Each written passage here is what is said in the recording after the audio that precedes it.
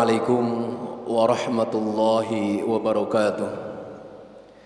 Bismillahirrahmanirrahim. Alhamdulillahilladzi hadana lihada wa ma kunna linahtadiya laula an hadana Allah. Allahumma salli wa sallim wa barik ala sayyidina wa maulana Muhammadin adada ma fi ilmillah salatan bidawami mulkillah wa ala alihi wa ashabi ajma'in, amma ba'du. Yang sama-sama kita hormati dan muliakan Imam Besar Masjid Istiqlal Bapak Profesor Dr. Kiai Haji Nasaruddin Umar MA, para asatid, para ulama dan segenap kepengurusan Badan Pengelola Masjid Istiqlal yang tidak dapat kami sebutkan satu persatu, tentunya tidak mengurangi rasa hormat dan ta'zim kami.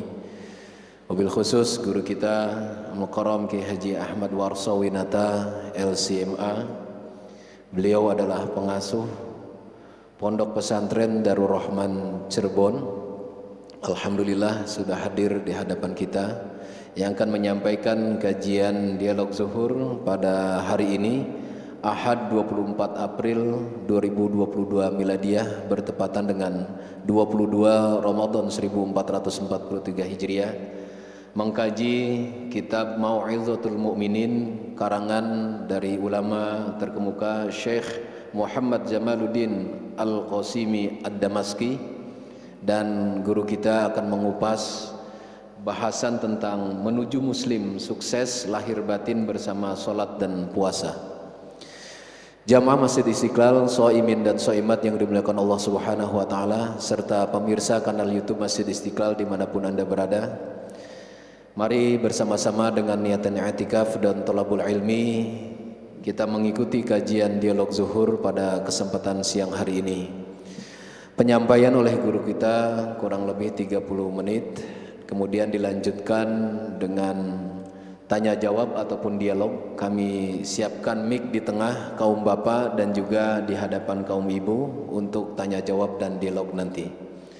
Baik, mengingat waktu juga, mari kita sama-sama menyimak penyampaian dari guru kita yang datang dari jauh ini Pak, dari Cirebon. Walaupun banyak hambatan tapi alhamdulillah beliau sampai juga. Ini kesempatan kita untuk menyimak dari salah satu pengasuh Pondok Pesantren Darul Rahman di Cirebon. Baik, mari kita buka pertemuan ini dengan membaca Ummul Quran ala hadhihi niyyah wa likunyatin salihah wa ila hadratin Nabil Mustafa Sayyidina wa Maulana Muhammadin sallallahu alaihi wasallam. Al-Fatihah. A'udzu billahi minasyaitonir rajim. Bismillahirrahmanirrahim. Alhamdulillahirabbil alamin arrahmanir rahim maliki yaumiddin. Iyyaka na'budu wa iyyaka nasta'in ihdinas siratal mustaqim siratal ladzina an'amta 'alaihim ghairil maghdubi 'alaihim waladdallin amin. Kepada guru kita Mukarram Kiai Ahmad Warsawinata LCMA, waktu dan kesempatan kami persilakan dengan segala hormat.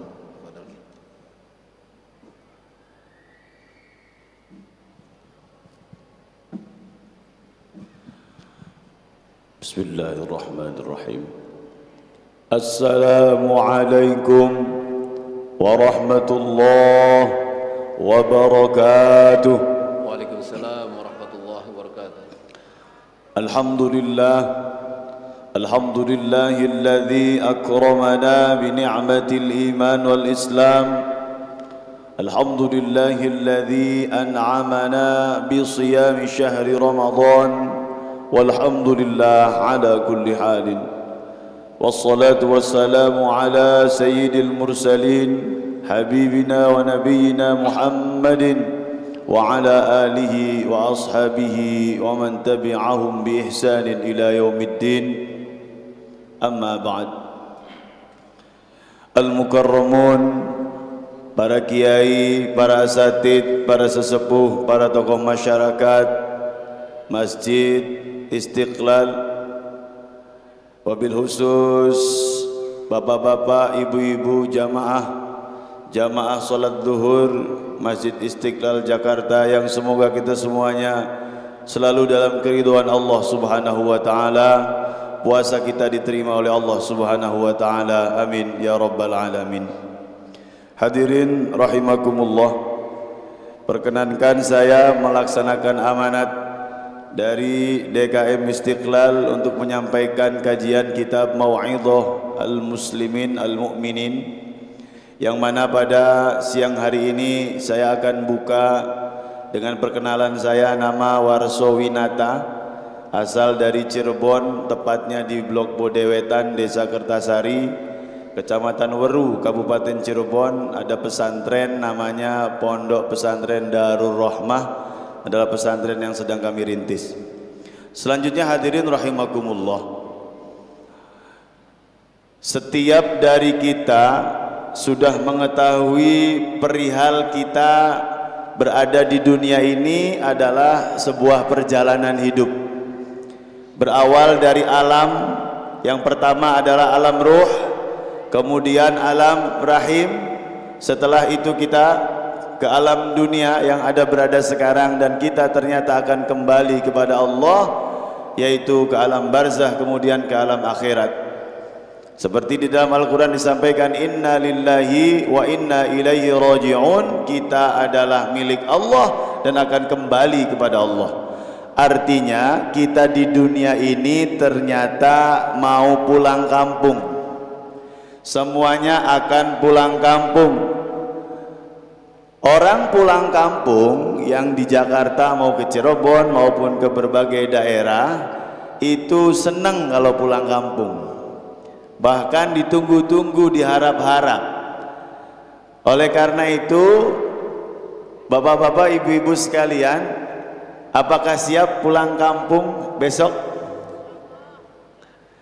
Untuk menghadap Allah pulang kampung siap?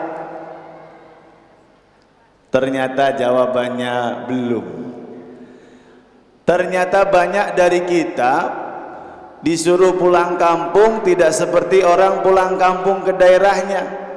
Banyak dari kita malahan nanti, bahkan ada yang jangan sekarang ataupun takut. Sekarang orang yang ada di Jakarta yang kira-kira tidak bahagia untuk pulang kampung ke daerahnya, kira-kira kenapa? Secara logikanya, pertama mungkin kurang uangnya atau kurang ongkosnya. Yang kedua, nah ini yang repot, ada yang betah di tempat rantauannya karena di kampungnya punya masalah, baik hutang maupun ada masalah apa dengan tetangganya. Nah, jangan-jangan kita ini yang seharusnya pulang kampung, sudah tahu pasti pulang kampung, tapi ternyata tetap betah di rantauan dunia saja. Jangan-jangan logika tadi benar. Pertama, karena kita kurang bekal. Yang kedua, bisa jadi kita adalah orang-orang yang bermasalah dengan yang punya rumah sana, yaitu Allah Subhanahu wa ta'ala. Betulkah kita betul-betul siap menghadap Allah dengan keadaan begini? Tidak ada yang siap, siapapun itu. Bahkan ditanya, nanti Pak Ustadz, saya tanya kapan nantinya, tetap saja tidak tahu kapan. Artinya hadirin rahimakumullah, ini sebagai refleksi buat kita. Ternyata kita semuanya banyak yang belum siap menghadap Allah, banyak yang belum siap untuk pulang kampung. Karena satu, bekal kita belum banyak. Yang kedua, karena kita bisa jadi punya masalah dengan Allah. Ada di sini yang punya masalah dengan Allah? Ibu-ibu ada yang punya masalah dengan Allah? Atau banyak masalahnya dengan Allah? Oleh karena itu, ayo kita sama-sama kaji diri kita dulu. Sebetulnya kita ini sudah sesuai dengan harapan Allah, Sang Pencipta kita, atau kita ternyata jauh dari apa yang diharapkan Allah? Satu sisi saya ingin sampaikan tentang bagaimana kita dari Ramadan ke Ramadan dalam satu tahun itu sebetulnya waktu yang sangat panjang dan penuh dengan persidangan nantinya. Allah sampaikan di dalam Al-Quran surah Al-Hasyr, ya ayyuhalladzina amanu taqullah faltanzur nafsum ma qaddamat lighad. Hei orang-orang yang beriman, bertakwalah kepada Allah dan lihatlah diri kamu masa lalu untuk dirimu masa depan. Jadi ternyata untuk mempersiapkan diri kita demi masa depan kita, baik di dunia apalagi di akhirat, adalah sering melihat masa lalu kita. Oleh karena itu kita perlu melihat masa lalu kita, terus memuhasabah diri, melihat bagaimana kita dulu, bagaimana kita kemarin. Cuman sayangnya perintah Allah ini kadang-kadang hanya sekedarnya dilakukan, hanya sekilas melihat masa lalu, ya sudah berlalu. Oleh karena itu yuk kita lihat, ternyata 1 tahun kita yang jumlahnya 365 hari tahun Masehi, itu jumlahnya 8.760 jam. 8.760 jam itu jumlah yang sangat luar biasa besar, yang kadang-kadang kita 1 jam kalau itu masa-masa penting, bahkan 5 menit kalau itu masa-masa urgent, sangat luar biasa mahalnya. Ternyata kita dikasih 1 tahun 8.760 jam. Permasalahannya, untuk apa ini semuanya? Baiklah, dalam konsep kehidupan kita biasa membagi 24 jam kita dengan 3 shift. 8 jam pertama, 8 jam kedua, 8 jam ketiga. 8 jam pertama yang paling pasti dilakukan adalah tidur. Ternyata hadirin, kalau misalnya kita tidur 8 jam kali 365 hari, jumlahnya adalah 2.920 jam, sama dengan 121,6 hari. Jadi bapak-bapak, ibu-ibu, ternyata 1 tahunnya tidur itu 121 hari. Tapi tidak ada masalah karena tidur. Namun 2 yang selanjutnya ini, 8 jam yang kedua, coba kita cek. Itu buat kerja mayoritas. Berapa jam? 8 jam standarnya. Jadi berapa hari? 121 hari. Selanjutnya yang 8 jam yang ketiga ini buat apa? 8 jam yang ketiga ini buat apa kira-kira? Kira-kira buat apa, Bu? Buat ibadah. Subhanallah, jawabannya solehah sekali. Baik, berarti kalau kita 8 jam sisanya buat ibadah, 8 jam kita itu fokus ibadah. Sholat kita berarti kalau 1 kalinya berarti 1 jam. Subhanallah. Tapi ternyata sholat kita yang Allah minta 5 kali sehari itu, kalau 5 menit kali 5, 25 menit.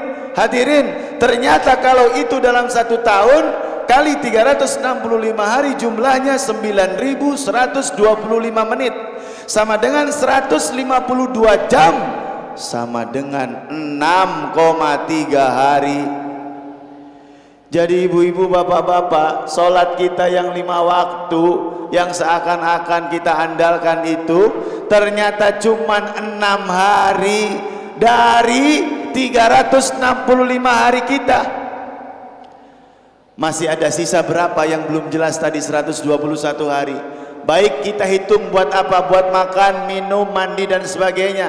Kita hitung 1 hari 1 jam, berarti 365 jam kali 1 tahun 365 jam, berarti berapa hari kira-kira? 15 hari.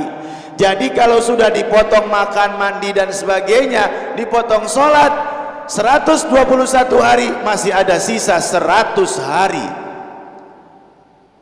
Nah, sekarang 100 harinya buat apa?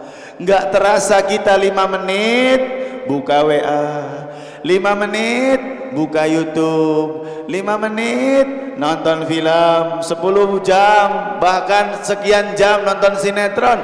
Itu kalau ditumpuk ternyata ada 100 hari yang belum jelas. Itu 1 tahun kali, kalau umurnya Anda 40 tahun berarti kali 40, berarti sekian hari Anda belum jelas menghadap Allah. Mungkin itu salah satunya, hingga kita takut menghadap Allah. Kita penuh dengan masalah dengan Allah, wabil khusus dengan waktu kita yang luar biasa banyak yang kita sia-siakan. Oleh karena itu hadirin rahimakumullah, usikum wa nafsi bitaqwallah. Di pertemuan ini mari kita sama-sama jadikan bulan Ramadan betul-betul menjadi bulan peningkatan buat kita. Karena apa? bulan Ramadan ini adalah waktunya kita untuk bersih-bersih. Waktunya kita untuk membersihkan semua kebiasaan-kebiasaan buruk kita yang biasa kita lakukan di luar Ramadan. Barangkali di luar Ramadan kita biasa menyia-nyiakan waktu, bahkan melakukan maksiat-maksiat. Di bulan Ramadan, mari kita tunjukkan kepada Allah bahwasannya kita layak menjadi manusia beriman menurut Allah Subhanahu wa ta'ala. Apabila di bulan Ramadan ini saja kita masih mampu, kita masih bisa melaksanakan perbuatan-perbuatan yang sia-sia tersebut, maka bisa jadi kita tidak model jadi orang baik. Kita tidak ada gayanya jadi orang baik kayaknya. Oleh karena itu yuk, bulan Ramadan ini adalah bulan puasa, di mana bulan kita meningkatkan keimanan kita. Bagaimana kriteria iman yang sesungguhnya di dalam kitab yang akan kita kaji pada siang hari ini, yaitu Al-Mau'izah atau Mau'izatul Mu'minin, menekankan kepada bagaimana kita sholat. Ternyata sholat lagi. Karena apa? Berbagai surat, berbagai ayat memang menekankan ini. Makanya Rasulullah tekankan awwalu ma yuhasabu fil akhirati as-shalah. Yang akan ditanya, yang akan dihisab pertama kali ternyata tidak harta kita, tidak jabatan kita, tidak anak kita. Yang ditanya pertama kali adalah sholat. Makanya di surah Al-Mu'minun sebagai surah tentang orang-orang beriman, qad aflahal mu'minun, yang artinya telah beruntung orang-orang yang beriman yang melakukan kriteria-kriteria berikut. Artinya apa? Bisa jadi orang-orang yang beriman itu tidak beruntung. Bisa jadi kita-kita yang ngaku beriman kepada Allah dan Rasulullah bukan termasuk yang beruntung. Karena di sini disebutkan qad aflahal mu'minun. Bisa jadi ada orang-orang mukmin yang rugi. Oleh karena itu, siapa sih yang mukmin yang beruntung itu? Yang pertama disebutkan alladzina hum fi salatihim khashi'un. Ternyata predikat pertama, kriteria untuk menjadi mukmin yang tidak rugi di dunia ini adalah ketika sholatnya bisa khusyuk. Hadirin rahimakumullah, di dalam kitab ini menyebutkan bahwasannya sholat ini inna sholata lidzikri, sholat itu adalah untuk mengingatku, kata Allah. Hadirin, sholat ini ternyata diwajibkan kepada umatnya untuk diingat jelas bahwasanya itu waktunya kita mengingat Allah. Allah meminta kita yang sudah ngasih 24 jam, 5 menit saja dalam satu waktu sholat suruh fokus kepada Allah. Ingat saya, kata Allah, 5 menit saja. Tapi apa yang terjadi, subhanallah, dalam jangka 5 menit itu banyak dari kita yang masih belum bisa fokus kepada Allah. Allahu Akbar, ingat pekerjaan lagi. Allahu Akbar, ingat masalah lagi. Allahu Akbar, dan seterusnya dan seterusnya. Oleh karena itu, usikum wa nafsi bitaqwallah. Yuk, Ramadan ini saatnya kita betul-betul belajar untuk khusyuk. Karena itu adalah kriteria utama sebagai manusia-manusia yang beruntung menurut Allah Subhanahu wa ta'ala. Terus bagaimana untuk agar diri kita belajar khusyuk? Di dalam kitab ini jelas menerangkan bahwasannya tata cara untuk agar kita menjadi orang-orang yang bisa khusyuk tidak lain adalah yang pertama, hudurul qalbi. Hadirkan hati kita ketika sholat. Tinggalkan semua masalah-masalah yang bersama kita. Makanya disebutkan di dalam kitab, kalau kamu menyalakan api, matikan sebelum kamu sholat. Artinya apa? Apabila ada pekerjaan-pekerjaan yang nanggung, maka kita harus betul-betul fokus selesaikan itu. Tapi bukan berarti nunggu nanti sholatnya, segera selesaikan sebelum sholat. Kalaupun tidak bisa diselesaikan sebelum sholat, maka lebih baik dipending setelah sholat. Oleh karena itu hadirin rahimakumullah, apabila kita betul-betul fokus hudurul qalbi mengingat Allah subhanahu wa ta'ala dengan cara apa? Secara zahirnya, jangan sampai mata kita melihat kemana-mana, fokus kepada tempat sujud kita, fokus ke tempat sujud kita, tunduk menghadap Allah. Agar apa?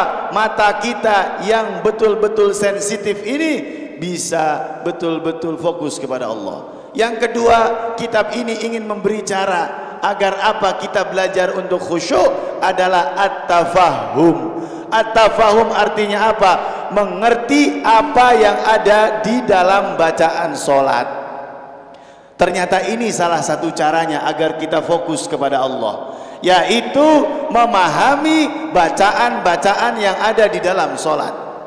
Oleh karena itu jangan sampai naudzubillah ada hamba yang sholat dari umur 15 ataupun 10 sampai 60 tahun, kadang-kadang dia lupa bahwasanya dia masih belum paham sebetulnya dia ngerti enggak sholat yang dia baca. Banyak yang tidak mengerti kadang-kadang, bahkan ada anekdot yang mengatakan sholatnya seperti burung beo, mengucapkan kata-kata yang dia tidak paham. Oleh karena itu yuk pahami kata-kata yang ada di dalam sholat. Banyak sekali pendidikan luar biasa di dalam bacaan-bacaan sholat. Mungkin kalau inna sholati wa nusuki sudah biasa disampaikan oleh para kiai, para ustaz, saya ingin sampaikan dalam salah satu bacaan di dalam kunut. Apa di dalam kunut disebutkan? Walhamdulillah ala ma qadait, yang artinya apa? Segala puji bagi Allah yang telah menakdirkan aku seperti ini, yang telah memberikan takdir seperti ini. Subhanallah. Salat mendidik kita agar kita nerimo apa yang telah Allah takdirkan kepada kita. Namun sayangnya kadang-kadang kita kurang paham bacaan-bacaan salat. Oleh karena itu yuk kita pelajari di bulan Ramadan ini dan seterusnya bacaan apa yang kita baca di dalam salat, sehingga ketika kita salat mulut kita berbicara bacaan dalam salat, hati kita memaknainya.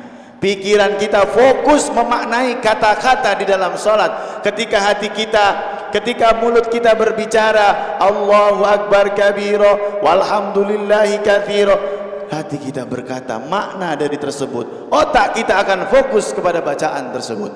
Oleh karena itu insyaallah apabila kita bisa memulai itu semua, dan ingat apa yang telah saya sampaikan di awal, bahwasanya ternyata durasi kita sholat betul-betul minim sekali dibandingkan dengan kehidupan kita yang banyak ini. Makanya di waktu yang sangat minim itu, yuk belajar benar-benar fokus kepada Allah, tinggalkan semuanya. Setelah itu mungkin kita boleh melakukan lagi pekerjaan-pekerjaan dunia kita. Yang selanjutnya di dalam kewajiban kita yang kita laksanakan di bulan Ramadan ini adalah puasa. Puasa secara zahir memang menahan lapar, namun di kitab ini menekankan tidak hanya zahir tapi juga menekankan batin kita. Bagaimana sebetulnya esensi batin dari puasa ini? Banyak mungkin yang sudah dijelaskan atau banyak mungkin yang sudah diketahui. Namun pada kesempatan ini saya ingin menekankan bahwasanya di dalam puasa ini Allah ingin menunjukkan kita beribadah bersama-sama di bulan Ramadan. Salat bersama-sama, berjamaah, bahkan haji bersama-sama. Artinya apa? Allah ingin menekankan kepada umat mukmin, umat muslim, yuk bersama-sama dalam segala hal, yuk bersaudara dalam segala hal, yuk jadikan saudara semukmin ini adalah betul-betul saudara. Tapi hadirin rahimakumullah, di dalam surah Al-Hujurat ternyata yang mengusik persaudaraan itu alladzi disampaikan di dalam surah Al-Hujurat ayat 10, ditekankan di surah Al-Hujurat ayat 11. Siapakah yang sebetulnya orang-orang yang mengganggu persaudaraan ini? Siapa itu? Ternyata itu adalah Allah sampaikan di dalam Al-Quran sendiri. Ya ayyuhalladzina amanu la yafkhur qaumun min qaumin. Setelah kalimat innamal mu'minuna ikhwah, Jadi ternyata yang menghancurkan persaudaraan itu ternyata itu dia. Yafkhar qaumun min qaumin. Walaupun banyak sekali poinnya, tapi karena waktu, poin itu saja yang ingin saya sampaikan. Apa? Poin yang satu ini adalah bahwasanya dia merasa lebih baik dari yang lain. Yang kaya merasa lebih baik, merasa lebih banyak hartanya. Yang jabatannya tinggi merasa lebih tinggi jabatannya. Bahkan bukan yang tinggi, yang rendah juga merasa rendah. Itu tidak dibetulkan oleh Allah. Karena kita harus tahu, kita semuanya di depan Allah sama. Yang membedakan kita hanya takwa. Innallaha la yanzuru ila ajsamikum wala ila suwarikum walakin yanzuru ila qulubikum. Kenapa merasa lebih tinggi dari yang lain itu tidak benar di dalam Islam? Karena itulah di saat itu takabur muncul. Tapi bukan hanya yang tinggi takaburnya yang merusak dia, tapi yang rendah apa yang muncul? Dengkinya yang muncul, irinya yang muncul. Bahwasanya kenapa saya bernasib seperti ini, tidak seperti dia? Kenapa saya seperti ini, tidak seperti dia? Ada orang yang mendapatkan rezeki, ada orang yang mendapatkan promosi jabatan tinggi, dia merasa tidak mau, tidak senang dengan kejadian tersebut, dan itulah yang disebut dengan hasad. Oleh karena itu hadirin rahimakumullah, esensi dari puasa salah satunya adalah kita tidak merasa lebih baik dari yang lain. Janganlah kita merasa lebih baik dari yang lain. Karena ketika Anda merasa lebih baik dari yang lain, berarti Anda sedang tidak benar. Apalagi kalau Anda merasa paling benar atau Anda merasa paling baik, maka di saat itulah kita sedang betul-betul tidak benar. Itu saja yang bisa kami sampaikan. Terima kasih atas waktunya. Semoga kita semuanya bisa melaksanakan sholat secara zahirnya dan juga secara batinnya, dan juga kita bisa melaksanakan puasa secara zahirna dan juga secara batinnya. Terima kasih. Wallahul muwaffiq ila aqwamit thoriq. Wassalamualaikum warahmatullahi wabarakatuh. Waalaikumsalam warahmatullahi wabarakatuh. Demikian penghantar kajian kita yang disampaikan oleh guru kita Mukarram Kiai Haji Ahmad Warsawinata LCMA. Bagaimana nasihat-nasihat dari kitab Mau'izatul Mu'minin yang adalah bimbingan untuk orang-orang mukmin ini, menyampaikan tentang puasa dan juga tentang sholat. Beliau menggambarkan bagaimana waktu kita dalam sehari yang dibagi menjadi 3. Ternyata setelah dihitung ada 100 hari. Tidak jelas, Pak. Mungkin hanya nonton video, film dan sebagainya. Kalau dengar majlis taklim, kajian sih masih mending. Ya, mudah-mudahan kita terhindar dari itu. Dan kualitas ibadah kita ternyata masih rendah. Kadang baru Allahu Akbar, kata beliau, masih ingat yang lain-lain. Bagaimana kualitas ibadah kita? Karena awwalu ma yuhasabul abdu yaumal qiyamah, ya ini salat. Salat yang dihitung pertama kali. Mudah-mudahan kata guru kita semakin meningkatkan kualitas ibadah kita. Yang 5 menit itu menjadi benar-benar berkualitas, apalagi ditambah dengan yang lain. Ibadah baik yang mahdoh ataupun ghairu mahdoh. Kemudian puasa, mudah-mudahan puasa lahir dan batin ini menghantar kita menjadi orang-orang yang merasa tidak lebih baik. Maka saat orang merasa lebih baik, tentu kebenaran telah hilang dari dirinya. Demikian mungkin singkatnya kami buka untuk kita bertanya jawab dengan guru kita. Ini dari jauh, Pak. Ini jarang-jarang beliau. 1 tahun sekali kayaknya beliau ini ngisi kajian di sini. Tadi beliau menyampaikan dengan menggebu, mudah-mudahan memantapkan kita untuk selalu menjaga kualitas ibadah kita. Kami silahkan, ada mic di tengah untuk kaum bapak dan di hadapan kaum ibu juga. Ada yang ingin bertanya, ibu? Bapak, silakan. Ini ada mic di tengah, langsung saja mendekat yang ingin bertanya. Ada mic? Ya, langsung bangun Bapak. Ada Bapak ingin bertanya? Ya, gantian Pak, siap-siap. Mendekat Bapak, langsung. Yang mau bertanya, langsung Bapak, silakan. Yang pertama, silakan. Nanti gantian, sebutkan nama, asal daerah, uraian dengan singkat dan jelas.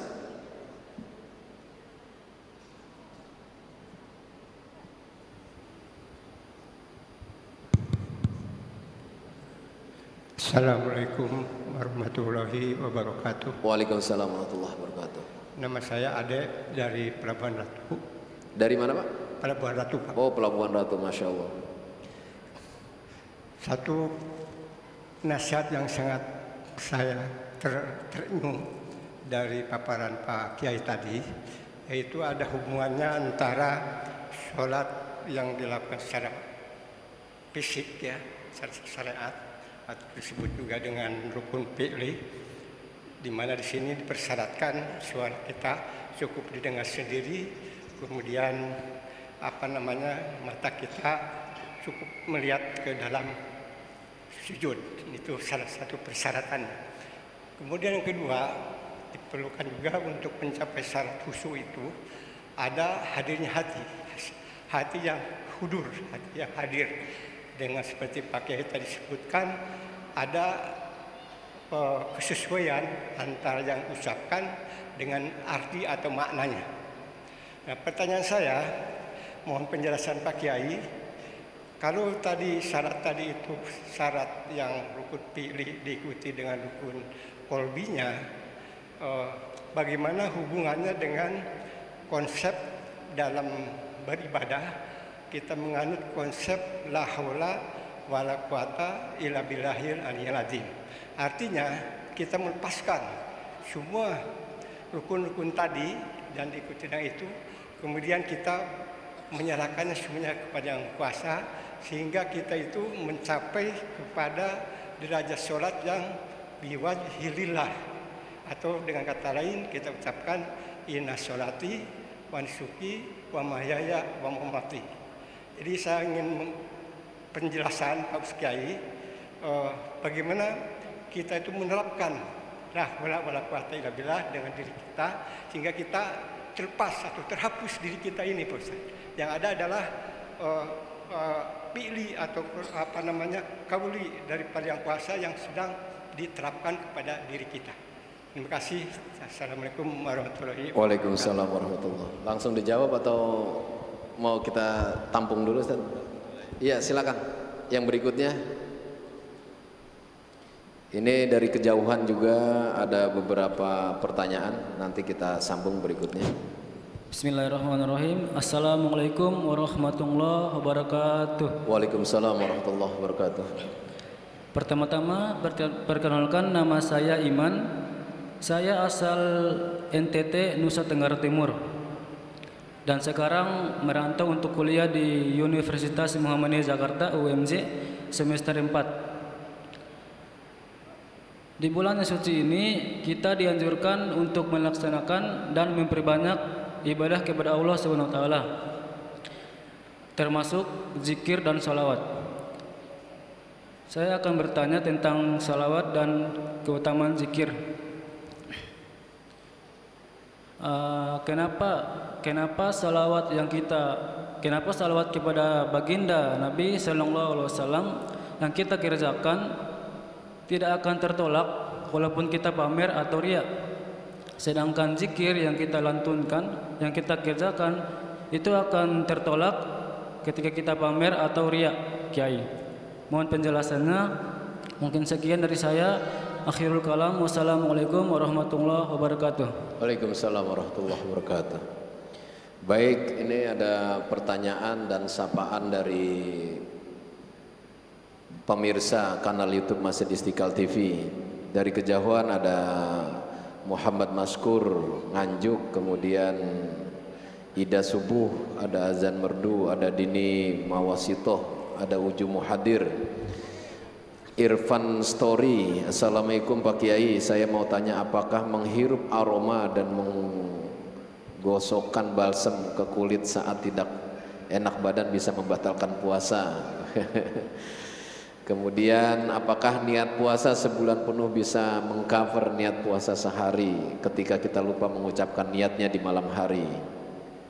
Kemudian yang terakhir, Agung Subianto. Assalamualaikum Kiai, maaf Kiai mau tanya, kenapa orang yang rajin sholat masih suka maksiat? Kira-kira salah dari mananya Kiai? Ya, ini menarik sekali. Langsung Kiai, ini ada sekitar 4-5 pertanyaan. Yang pertama dari Pak Ada dari Pelabuhan Ratu, sholat ketersambungan antara rukun fi'li dengan rukun kolbi yang tadi dijelaskan Kiai, ya mudah-mudahan menghantar kepada konsep la haula wala quwata illa billahil aliyyil azim, dan yang finalnya kul inna sholati wa nusuki dan seterusnya. Fadal.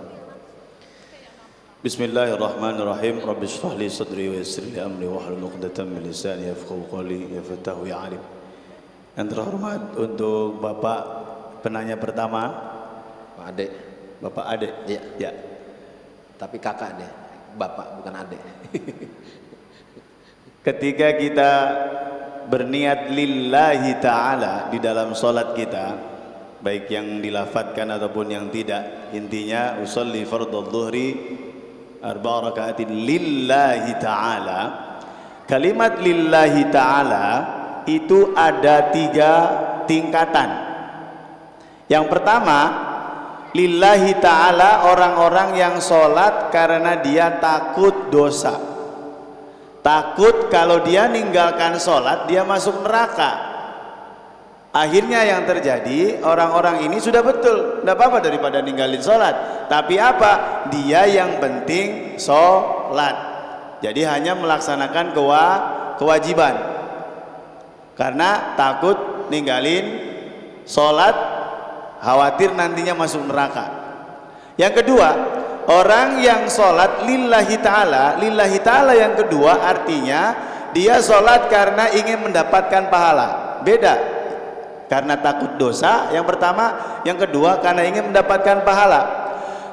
Tingkatan yang kedua ini lebih baik dari tingkatan yang pertama. Karena apa? Kalau orang sudah sholat karena ingin mendapatkan pahala, berarti setiap langkahnya, setiap titik poin dalam sholat dia jadikan pahala. Oleh karena itu wudunya serius sekali, sholatnya serius. Karena apa? Dia tahu ketika bacaan sholat itu ada pahalanya, ruku itu pahalanya, sujud itu pahalanya sekian. Akhirnya dia serius dalam sholatnya. Karena apa? Karena dia tahu itu akan membuat dia masuk surga. Kalau yang pertama, dia akan hanya takut neraka, sehingga yang penting saya tidak dosa. Yang kedua, saya dapat pahala nih dari sini nih. Ayo, kira-kira kita di posisi mana itu? Kira-kira sholat yang sekedarnya karena takut masuk neraka, atau karena betul-betul serius satu persatunya itu pahala? Namun yang ketiga ini yang mungkin bisa menjadi salah satu jawaban. Ketika kita sholat sudah karena tidak takut lagi terhadap neraka, dan bukan karena ngarepin surga, tapi kenapa?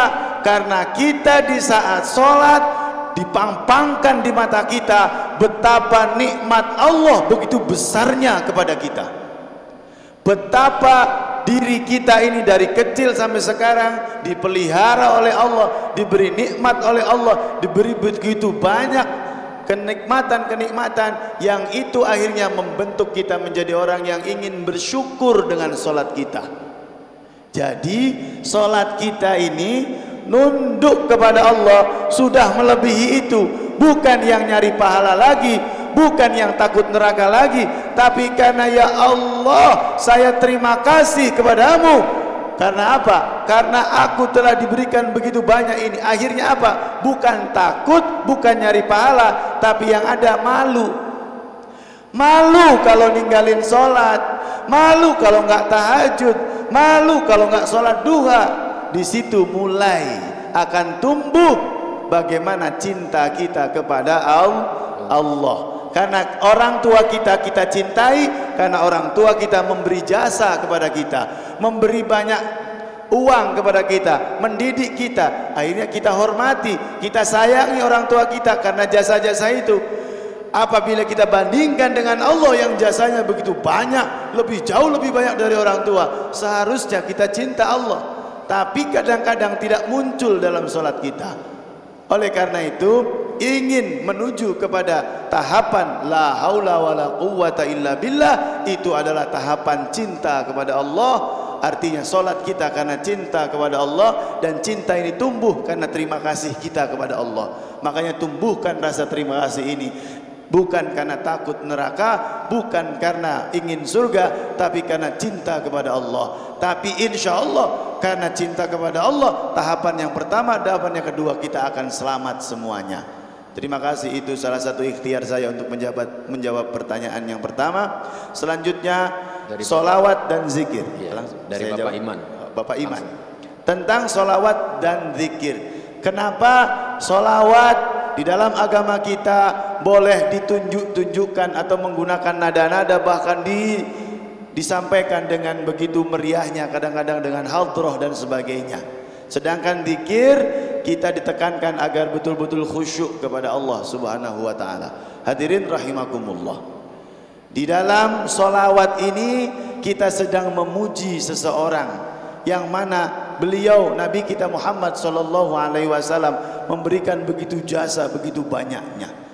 Artinya solawat kita adalah pujian-pujian kepada Rasulullah, bukan meminta ampun kepada Rasulullah, menyampaikan pujian-pujian kepada Rasulullah, menyampaikan betapa bahagianya kita menjadi umat Rasulullah, betapa bahagianya kita bisa melaksanakan sholat. Kalau tidak, bukan karena jasa Rasulullah, kita tidak akan bisa sholat seperti sekarang ini, dan seterusnya dan seterusnya. Akhirnya ucapan terima kasih kita sampaikan dengan berbagai cara. Namun kalau zikir itu adalah betul-betul hal yang harus kita jadikan sebagai waktu kita betul-betul khusyuk kepada Allah. Yang utamanya adalah meminta ampun kepada Allah. Karena ibu-ibu, bapak-bapak sekalian, betul kadang-kadang ada yang menekankan kalau pengen rezekinya ini baca ini, kalau pengen ingin cepat jodoh baca ini, kalau ingin ini baca ini dan sebagainya. Ternyata ada zikir yang betul-betul disanadkan oleh Allah langsung. Apa itu? Di surah An-Nasr. Idza jaa nasrullahi wal fath wa ra'aitan nasa yadkhuluna fi dinillahi afwaja. Idza itu di dalam kalimat ini bukan jika. Ini janji Allah. Kalau kamu pengen fathun, kalau kamu pengen kemenangan, fasabbih. Ini dia. Fasabbih. Yang kedua, bihamdi rabbika, hamdalah, wastaghfir, istighfar. Innallaha tawwaba, dan bertaubatlah kepada Allah. Empat ini sanad yang betul-betul dari Allah langsung. Perbanyak tasbih, subhanallah, subhanallah. Tapi ingat, subhanallah bukan hanya secara zahir, karena zikir ini ada zahirnya, bacaan ada batinnya. Kalau subhanallah itu artinya maha suci Allah. Artinya apa? Berarti yang suci cuman Allah. Kita ini makhluk hina. Makanya sering saya sampaikan ke santri dan kepada jamaah, Anda semuanya terhormat sekarang di mata manusia, bukan karena ilmu kita, bukan karena kehebatan kita, tapi karena Allah belum membuka aib kita. Oleh karena itu, maha suci Allah, maha suci Allah, maha suci Allah. Artinya itu adalah permintaan agar kita semoga terus ditutupi aib kita, dan semoga tetap kita betul-betul hanya menjadikan Allah yang maha suci, dan seterusnya. Artinya apa? Waktunya zikir adalah waktu untuk menghadap Allah dengan khusyuk, meminta ampun kepada Allah, dan betul-betul menjadikan waktu itu mendekatkan diri kita kepada Allah. Selanjutnya yang nomor 3, pertanyaan dari atau langsung? Irfan Story. Irfan Story.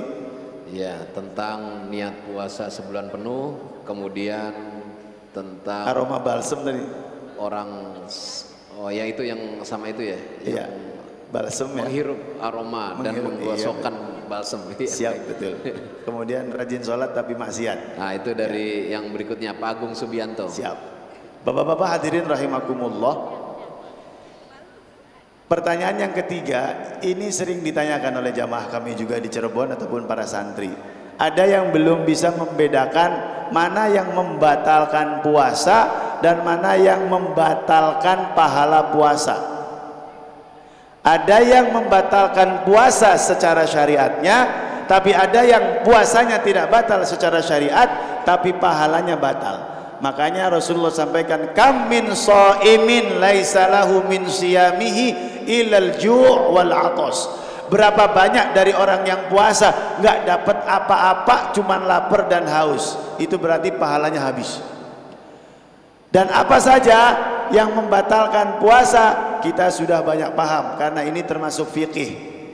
Yang utamanya apa? Yang utamanya adalah idkhalus syai' minal jauf, dari tempat-tempat yang terbuka. Lebih jelas di dalam kitab Al-Fiqh Al-Manhaji karya Al-Mustafa Bugho ditekankan kalau makan pasti batal kecuali tidak sengaja. Yang kedua ini, segala sesuatu yang masuk ainun tapi bahasanya dukhulu ainin ilal khauf al-maftuh ilal jauf al-maftuh, dari lubang-lubang yang tertutup. Ya, mohon maaf, dari lubang-lubang yang terbuka. Apa itu lubang-lubang yang terbuka? Ditekankan di sana mulut, telinga, mohon maaf, kubul. Mulut, telinga, kubul. Jadi kalau misalnya kita tetes mata berarti membatalkan atau tidak? Tidak. Tapi itu makruh. Karena hanya 3 kuncinya. Tenggorokan, telinga, kubul. Ketika kita renang, akhirnya ternyata ada masuk dari telinga, berarti dia batal puasanya. Loh Pak Ustadz, nggak sengaja, kenapa kamu renang?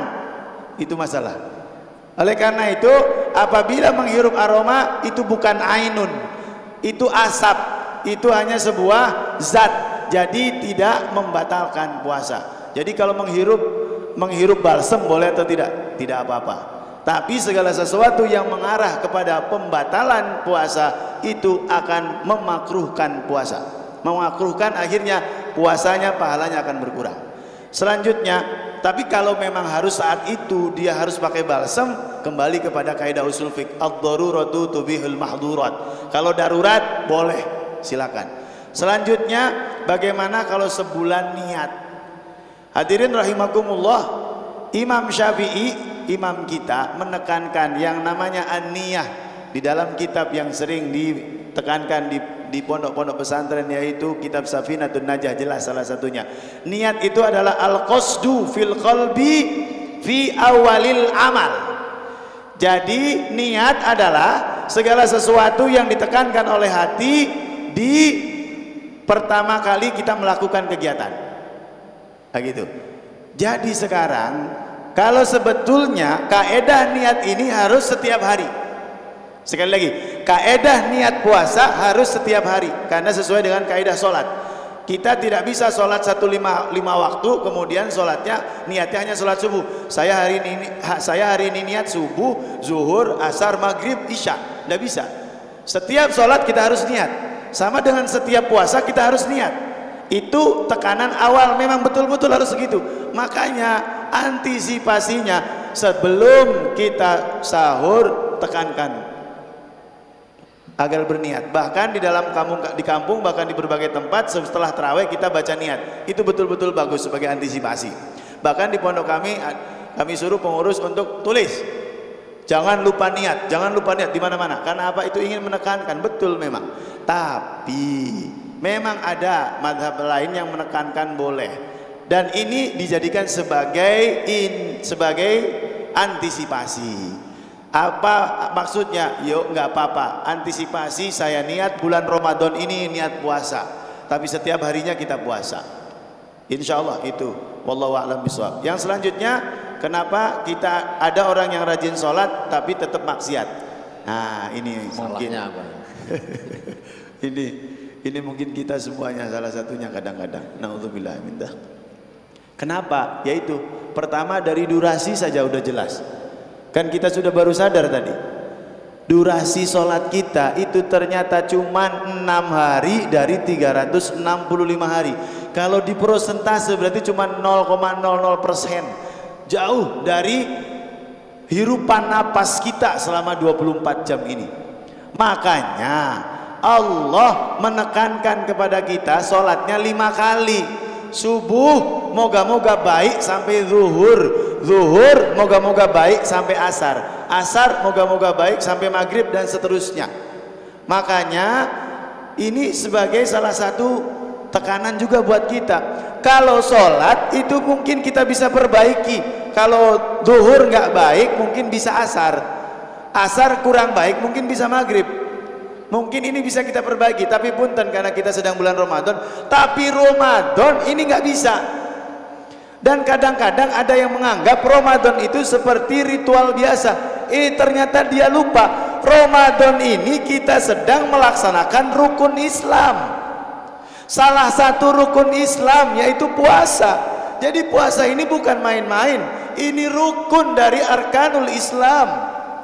Jadi bukan ritual harian nyantai-nyantai, dari pagi sahur ngabuburit jalan-jalan sama pacar. Loh, subhanallah. Oleh karena itu yuk, bagaimana caranya agar kita sholat, tapi sholat ini innas sholata tanha anil fahsya'i wal munkar. Seharusnya memang sholat itu mendorong kita untuk melakukan kebaikan dan menjauhi dari keburukan. Kalau sholatnya betul-betul as-sholah al-haqiqi. Apa itu sholat al-haqiqi? Tadi yang sudah saya jelaskan betul sesuai dengan apa yang ditanyakan. Sholat al-haqiqi, sholat yang sebetulnya adalah sholat yang secara zahir kita sholat, secara batin juga kita sholat. Bukan hanya bacaannya saja, itu hanya salah satu cara agar kita bisa khusyuk. Tapi intinya sholat itu punya semangat-semangat penting. Sholat itu penuh dengan motivasi hidup, penuh dengan disiplin, penuh dengan banyak hal. Makanya hikmah dari sholat pun harus kita laksanakan. Insya Allah itu akan menjadi sholat yang tanha anil fahsya'i wal munkar. Tapi kalau sholatnya masih nggak serius, yang penting sholat, bahkan kadang-kadang kalau ingat aja sholatnya, itu kalau kemaksiatan pasti akan terjadi kepada dia. Itu mungkin pertanyaannya, betul? Ini sepertinya ada satu lagi Kiai. Oh, satu lagi silakan. Oh, ada sekali lagi mohon maaf apabila jawaban kami masih belum memuaskan.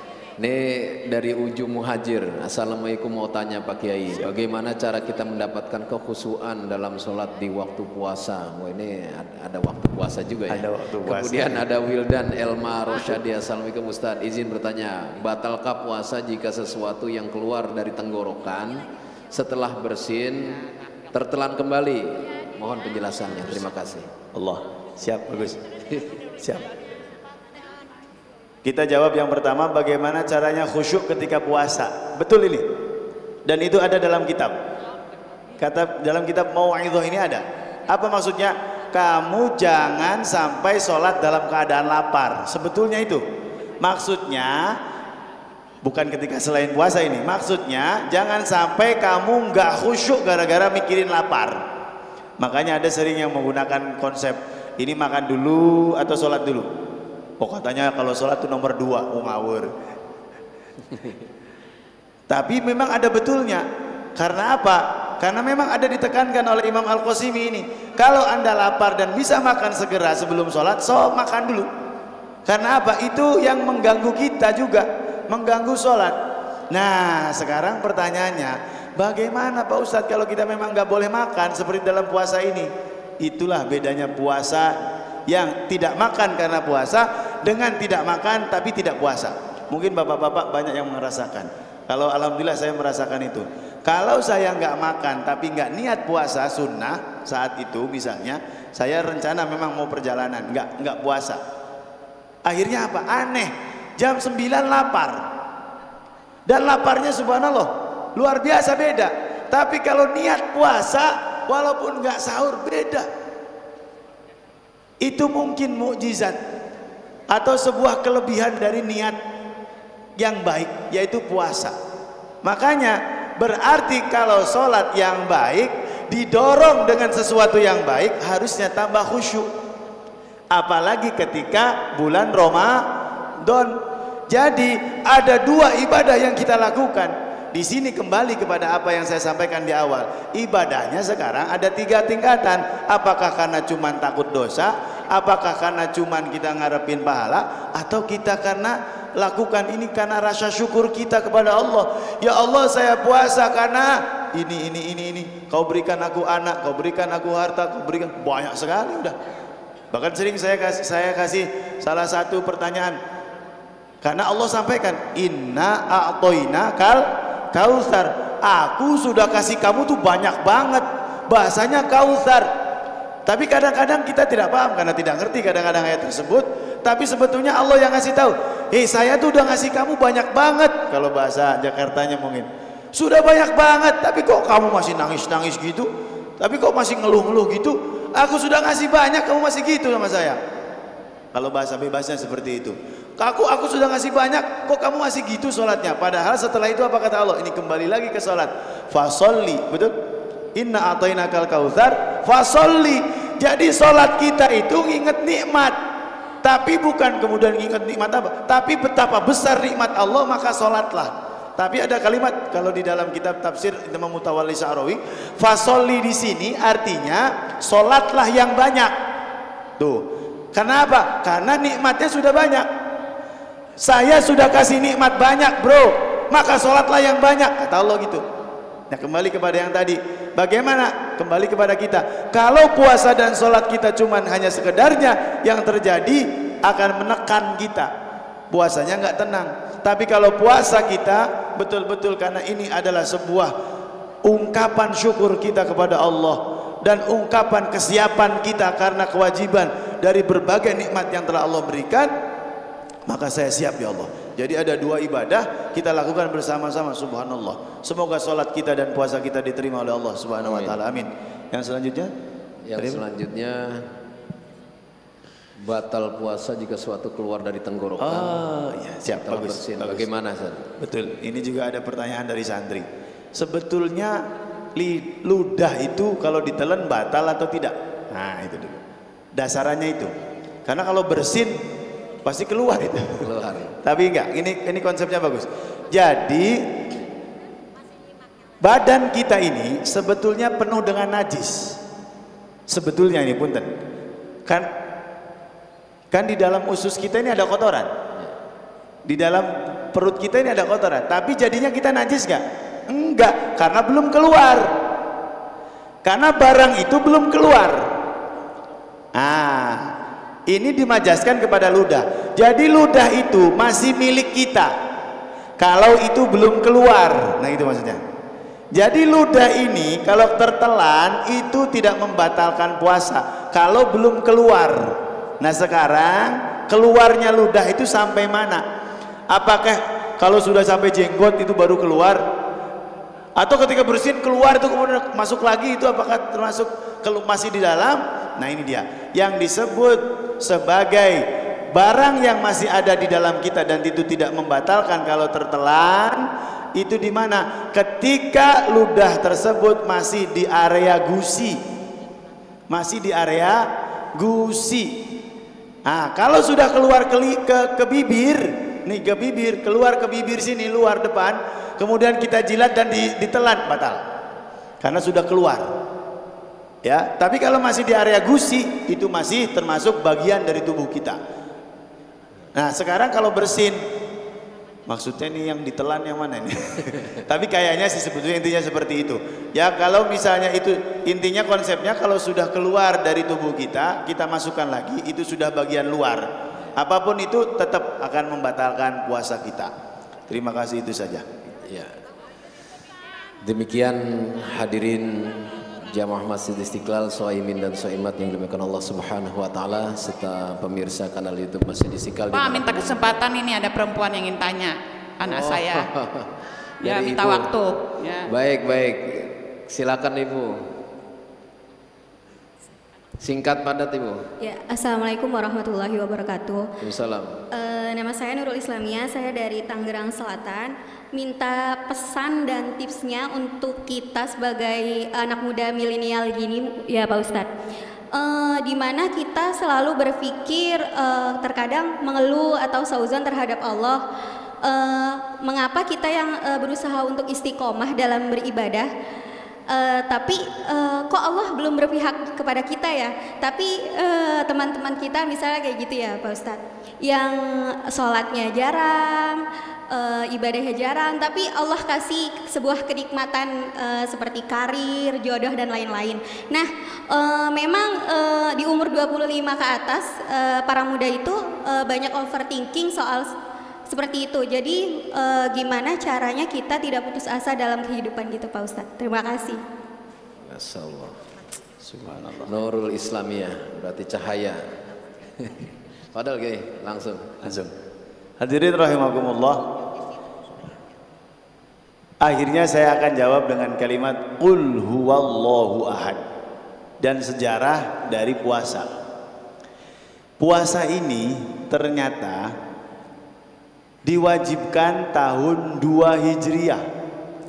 Artinya Rasulullah sudah berdakwah 13 tahun di Mekah tidak dikasih kewajiban puasa. Sampai hijrah ke Madinah setahun enggak juga dikasih kewajiban puasa. Setelah 15 tahun Rasulullah berdakwah, dari 23 tahunnya itu baru dikasih puasa. Maksudnya apa? Sebetulnya Rasulullah ngasih apa? Rasulullah ngajarin apa wong puasa kok baru diajarin setelah Rasulullah 15 tahun berdakwah? Nah ini dia. Apa yang diajarkan? Tidak lain tauhid, iman, Islam dan ihsan. Nah ini dia yang Allah betul-betul ingin agar kita, agar sahabat lulus dulu sebelum dikasih kewajiban puasa, agar lulus dulu masalah tauhid. Untuk masalah tauhid akan kita jawab dengan surat, yang mana surat ini unik. Uniknya bagaimana? Kalau surah An-Nas, Qul a'udzu birabbin nas, ada An-Nasnya. Kalau surah Al-Falaq, Qul a'udzu birabbil falaq, ada Al-Falaqnya. Al-Baqarah ada cerita tentang sapinya. Dan semua surat akan ada hubungannya. Kalau tidak di depan, ada di tengah. Sekarang ada surat yang nggak ada hubungannya sama sekali. Apa itu? Coba lihat. Qul huwallahu ahad, Allahus somad, lam yalid walam yulad, walam yakul lahu kufuwan ahad. Nama suratnya bukan ahadun, bukan qul huwallah, tapi nama suratnya Al-Ikhlas. Betul? Loh, kok bisa ini? Nah ini dia. Ini dia kuncinya. Ternyata Mbak Nurul Islam, betul? Iya. Yang kita hormati bersama, alhamdulillah, milenial, yang betul istiqomah insyaallah. Ternyata kalau kita sudah betul-betul mengerti dan melaksanakan Qul huwallahu ahad dengan benar, maka itu akan membentuk kita menjadi orang-orang yang derajatnya akan naik setinggi-tingginya dengan kalimat menjadi orang-orang yang mukhlis, yaitu orang-orang yang bisa ikhlas. Dan apa itu ikhlas? Ikhlas itu dengan mengamalkan Qul huwallahu ahad. Apa itu Qul huwallahu ahad? Imam Mutawalli Sya'rawi kembali, karena itu adalah salah satu maroji kami. Kami lulusan Al-Azhar Kairo ini, marojinya banyak dari ulama Kairo. Imam Mutawalli Sya'rawi menekankan Qul huwallahu ahad, itu ahad ini ada dua makna. Yang pertama ahadul wujudiyah, yang kedua ahadul fa'iliyah. Apa itu ahadul wujudiyah? Ini yang kadang-kadang baru dipahami kita. Coba artikan apa itu Qul huwallahu ahad. Katakan bahwasanya Allah itu satu. Secara apa pasti? Secara wujudnya. Betul itu. Tapi ada makna yang kedua, ini yang penting, yang akhirnya bisa menjawab apa yang disampaikan ukhtina kita Nurul Islam. Yang kedua ini, yang disebut Qul huwallahu ahad bukan hanya ahadul wujudiyah, tapi ahadul fa'iliyah. Ahadul fa'iliyah. Artinya apa? Yakinkan bukan hanya Allah satu secara wujud, tapi Allah lah satu-satu yang menetapkan semua kejadian. Allah lah satu-satunya yang memberikan keputusan. Allah lah satu-satunya yang melakukan itu semuanya. Makanya fa'il itu artinya pelaku. Jadi ternyata Allah semuanya ini sesungguhnya hakikatnya sebetulnya Allah yang melakukannya. Jadi apabila itu baik, itu enak, itu enggak enak, itu naik jabatan, itu susah dapat jodoh, itu gampang dapat jodoh, itu gampang dalam kehidupan kuliahnya dan sebagainya, itu kira-kira semuanya Allah yang tetapkan atau usaha kita? Allah yang tetapkan atau itu hasil usaha kita? Itu harus diyakini betul dengan mengamalkan Qul huwallahu ahad. Usaha kita hanya ibadah, melaksanakan perintah Allah. Bahwasanya Allah nyuruh kita ikhtiar. tapi keputusan tetap Allah. Keputusan hanya Allah. Makanya baiknya kita, enaknya kita itu harus menjadi kita yakini ketetapan Allah. Makanya kita tutup jawabannya dengan hadis Kanjeng Nabi Muhammad. Apa kata Kanjeng Nabi? Ajaban li amril mu'min. Kanjeng Nabi sendiri yang bilang ajaban. Bapak-bapak sering bilang ajib, ajib. Ajaban artinya apa? Luar biasa ini orang mukmin. Nabi yang bilang kita luar biasa. Tapi siapa yang luar biasa? Idza asabahul musibah sabaro, idza asabahun ni'mah syakaro. Mukmin yang disebut luar biasa kata Kanjeng Nabi adalah yang mukmin yang kalau dia dapat musibah bersabar, kalau dia dapat nikmat bersyukur. Jadi tugas manusia cuma dua, bersabar atau bersyukur. Dua-duanya ibadah. Nggak ada istilah nyerah, nggak ada istilah berhenti, nggak ada istilah takut, nggak ada istilah puas. Karena apa? Semuanya itu adalah dua hal ini.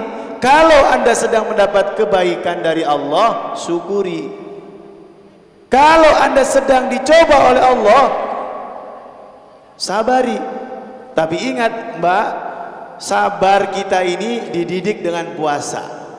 Harus seperti puasa. Kok kita sabar? Nggak makan, nggak minum, kok sabar? Karena apa? Karena kita yakin maghrib akan datang. Betul. Karena kita yakin akan ada waktunya buka puasa. Makanya kita mati-matian ya Allah, bahkan kalau lagi susah tidur, karena capek tidur. Kenapa? Karena kita yakin bahwasanya akan datang yang namanya buka puasa. Nah itulah Mbak, jadi tenang, bersabarlah seperti di bulan puasa, karena yakin akan datang waktunya beduk maghrib. Walaupun kadang-kadang maghribnya ada yang beda-beda, ada yang 12 jam, ada yang 16 jam. Jadi Mbak tenang, yakin kalau itu memang menyenangkan, itu adalah tetap dari Allah. Kalaupun itu tidak menyenangkan, itu juga dari Allah. Tapi tadi masalahnya membanding-bandingkan ini yang repot. Ketika kita membandingkan itu yang repot. Bukan dengan yang buruk saja, dengan yang baik saja kita repot. HP ini dulunya paling mahal, ada yang model anyar jadinya murah karena dibanding-bandingkan, akhirnya syukurnya hilang. Nah ini apa yang disampaikan Rasulullah untuk menjawab ini, falyanzurunna ila mandunahu malan. Kalau kamu ingin bersyukur, lihatlah ke bawahmu tentang hartanya. Jadi lihat harta, kita pasti lebih baik dari segi harta. Insya Allah kita lebih baik. Banyak orang yang lebih sengsara dari kita insya Allah. Dan kalaupun ada orang yang nggak sholat tetapi ternyata dia nikmat hidupnya, ingat di dalam agama kita dan harus kita yakini ada dua. Ada yang namanya ni'mah, ada yang namanya niqmah. Ini Mbak, ada yang namanya ni'mah pakai ain, ada yang namanya niqmah pakai qaf. Apa bedanya? Sering kita baca itu dalam sholawat kita ya, tentang nikmah. Jangan sampai kita mendapatkan nikmah. Kita berharap semoga kita semuanya yang datang kepada kita ini nikmat, bukan nikmah. Apa sih bedanya? Nikmah adalah sebuah kenikmatan yang diberikan kepada hambanya sebagai balasan kebaikan. Sebagai balasan kebaikan. Kalau nikmah, kebaikan kenikmatan yang diberikan kepada manusia sebagai, nah ini dia, sebagai wahana agar dia tambah terjerumus, sebagai wahana agar dia tambah lupa kepada Allah. Itu namanya nikmah. Makanya orang banyak sabar kalau dia dibuat sengsara oleh Allah. Ingat Allah terus. Tapi ketika dikasih kenikmatan, dikasih yang enak-enak, baru dia lupa. Itu namanya nikmah.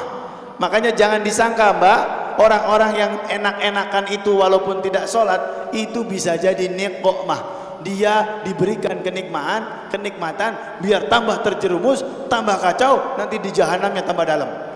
Tapi kita tidak dikasih nikmah, bersyukur. Kenapa? Berarti tanggungan persidangan kita lebih sedikit.